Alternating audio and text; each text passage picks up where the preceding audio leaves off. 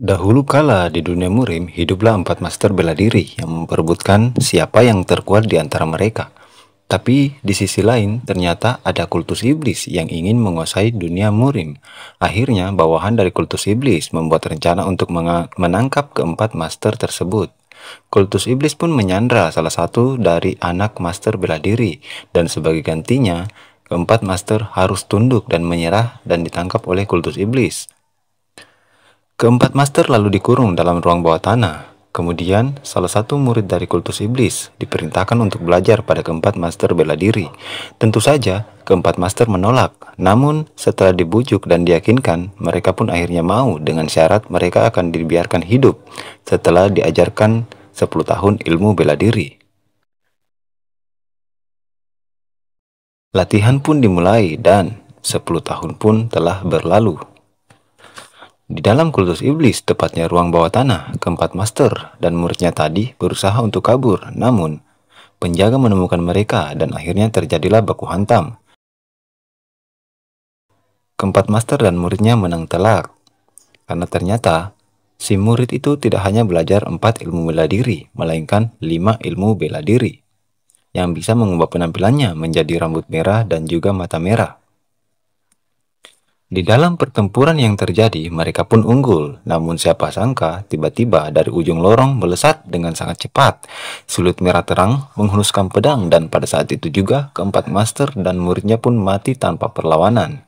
Karena yang datang adalah pemimpin kultus iblis. Sekarang, kita berpindah puluhan tahun ke masa depan. Di sebuah desa terpencil yang damai dan indah, berdirilah sebuah perguruan kecil yang bernama Perguruan Baik, dipimpin oleh Baek Muhun dan anaknya Baek Suryong. Baek Suryong adalah pemuda yang sangat gigih berlatih.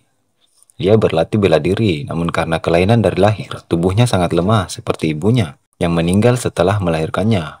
Baek Suryong berjuang untuk sembuh dan ayahnya Baek Muhun terus berusaha mencari tabib untuk anaknya agar sembuh. Baek Suryong pun meninggal sebulan yang lalu. Dan ternyata, murid dari keempat master bela diri tadi bereinkarnasi ke dalam tubuh Baek Suryong. Dan katanya, kultus iblis pun sudah dikalahkan puluhan tahun yang lalu. Di saat Baek Muhun sedang berbicara dengan Baek Suryong, salah satu anak dari perguruan Baek datang berlari bersama ayahnya yang membawa kakaknya yang telah diserang dan terluka. Baek Muhun pun memeriksa keadaan anak itu dan mengalami patah tulang, tapi luka dalamnya tidak parah. Setelah ia diberi pertolongan pertama, ia memerintahkan ayah dari anak itu membawanya ke tabib keesokan harinya. Ternyata yang menyerang anak itu adalah dari perguruan jin, cabang klan Namgong. Si adik pun meminta guru untuk menghukum Yang Sam, anak yang telah melukai kakaknya, karena ini sudah keterlaluan. Guru Baek Muhun pun mendatangi perguruan jin bersama Suryong. Saat sampai, mereka pun bertemu dengan orang yang mirip preman gunung. Sambil Suryong menganalisa penampilan orang itu, Baek Muhun menjelaskan kedatangannya. Namun si preman meremehkan dan menganggap itu hal yang biasa terjadi antara anak-anak. Lalu datanglah tetua menjelaskan bahwa preman gunung ini adalah keluarga dari klan Nanggung. Namun tetap saja Suryong tidak percaya.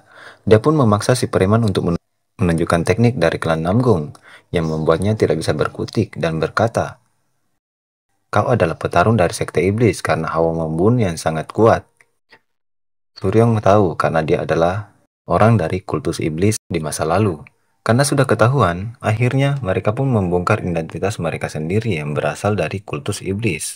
Pertarungan pun tak terelakkan, Baek Muhun maju untuk melindungi Suryong. Namun masih kewalahan. Si tetua tadi yang telah bertransformasi ke tubuh aslinya langsung menyerang Baek Suryong dengan segala serangan, tetapi Suryong terus menghindar dengan mudah, walaupun tanpa tenaga dalam. Saat melihat celah, Suryong melakukan tendangan yang tepat mengenai lawannya, namun ia belum tumbang. Suryong melesat maju menyerang, mengenai punggung lawan, menghantam lutut ke kepala lawan berkali-kali. Lawan pun cukup tangguh, masih mampu melakukan perlawanan, dan satu serangan telak mengenai lawan dan membuatnya jatuh ke tanah. Ternyata lawannya bangkit lagi saat Suryong lengah. Untungnya, Baek Muhun sebagai ayahnya secepat kilat menembas tangan orang tersebut sebelum sempat mengenai Suryong. Mereka pun selamat. Tiba-tiba Suryong jatuh karena fisiknya yang lemah dan tenaganya yang habis, dan kemudian pingsan di tempat. Beberapa hari setelah kejadian di perguruan jin, Aliansi Muri mengirimkan utusan untuk menyelidiki dan menginterogasi Baek Muhun dan Suryong agar mendapat informasi lebih tentang kultus iblis yang mulai bangkit setelah kehancurannya puluhan tahun yang lalu. Dan secara kebetulan, tim ketua investigasi adalah teman lama dari Baek Muhun. Karena itu, semua berjalan lancar dan penyerahan tahanan pada Aliansi Muri pun telah selesai. Mereka pun berbincang mengenang masa lalu di akademi dulu. Sambil minum-minum, sela-sela pembicaraan, Suryong tertarik menjadi instruktur di akademi besar karena mendengar banyaknya uang yang dihasilkan jika menjadi instruktur bintang di sebuah akademi besar. Hari itu pun berlalu dengan cepat. Keesokan harinya, tim kepala investigasi pun pulang dan menyatakan kepada Suryong jika ingin menjadi instruktur di akademi. Datang saja padanya, dia akan senang hati membantunya. Akademi Azure Dragon ini adalah tempat belajar bela diri Baek Muhun dan kepala tim investigasi. Sekarang kita lompat ke ingatan masa lalu Baek Suryong, di mana dia diajari oleh salah satu dari keempat master bela diri, sebuah teknik bernama Jurus 18 Serangan Upacara Penghukuman. Nama dari master ini adalah Master Maeng. Di ingatan masa lalu juga diberitahu lokasi ramuan mujarab yang sangat berharga yang bisa diambil jika Master Maeng telah mati. Kembali ke mana kini? Baek Suryong dan ayahnya pun pergi mencari lokasi tersembunyi obat mujarab itu. Dengan bantuan ingatan masa lalu Suryong, setelah mencari, mereka pun menemukan sebuah portal pintu masuk yang menjadi tempat penyimpanan obat mujarab. Tapi itu tidak berjalan mulus. Rumah tersebut dijaga oleh seekor harimau yang sangat besar. Pertarungan pun tak terelakkan. Sang harimau menyerang dengan ganas. Baek Muhun pun berusaha terus melawan dan bertahan, tetapi harimau sangatlah kuat, membuat Baek Muhun kewalahan melawannya, bahkan terlempar. Namun dengan bantuan Suryong, harimau itu berhasil ditumbangkan oleh serangan pamungkas dari Baek Muhun. Harimau besar itu pun mati. Lalu Suryong menemukan mutiara batin dari harimau tersebut karena harimau itu adalah siluman binatang buas. Mutiara batin di sini adalah sebuah mutiara yang memiliki aura roh di dalamnya. Mereka pun masuk dan mengelilingi gubuk mencari ramuan milik Master Maeng. Ternyata ramuan itu adalah sebuah tanaman yang telah hidup ratusan tahun. Setelah mengambil tanaman tersebut, Suryong melihat ke dalam kolam pemandian di bagian belakang rumah dan ingin mandi. Karena menurut ingatan masa lalunya, pemandian tersebut bisa memulihkan tenaga dan bisa berlatih di dalam kolam tanpa istirahat, kata Master Maeng. Yang lebih mengejutkan Suryong, di dalam kolam terdapat benda yang berkilau di mana dia merasakan bahwa benda tersebut adalah logam yang sama yang digunakan oleh pemimpin kultus iblis ketika bertarung dan menusuk dadanya hingga mati. Logam namanya legenda logam bintang jatuh. Jenis batu logam langka yang hanya ditemukan di tempat meteor jatuh dan bisa digunakan untuk membuat senjata yang bahkan bisa menghancurkan surga.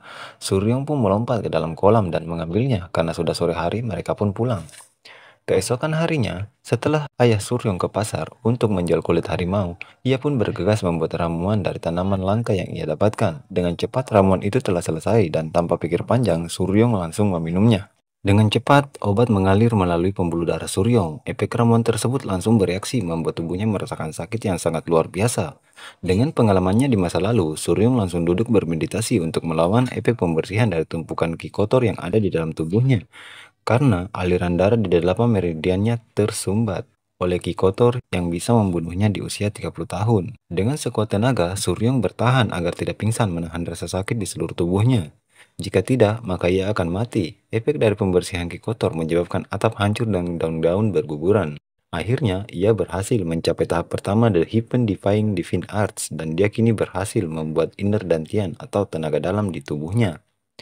Tapi sebelum memulai latihan Heaven Defying Divine Art, Suryong harus melatih tubuhnya terlebih dahulu agar dapat menangani ki yang sangat kuat dari teknik itu. Dan latihan yang cocok adalah mempelajari teknik 18 serangan upacara penghukuman. Suryong terus berlatih meskipun kelelahan agar bisa mencapai tahap 1 dari teknik 18 serangan upacara penghakiman dan memperoleh indera ke-6 untuk bisa mempelajari tahap kedua dari teknik tersebut agar menjadi lebih kuat dari gurunya, yaitu Master Maeng. Ia pun masih memiliki 3 teknik dari master yang lain yang ingin ia pelajari, yaitu seni bela diri Crazy Demon, seni ilahi The Ice Moon, dan teknik pedang Sword Master, dan terakhir The Heaven Defying Divine Art milik pemimpin kultus iblis. Jika menguasai semuanya, ia akan menjadi yang terkuat di bawah surga.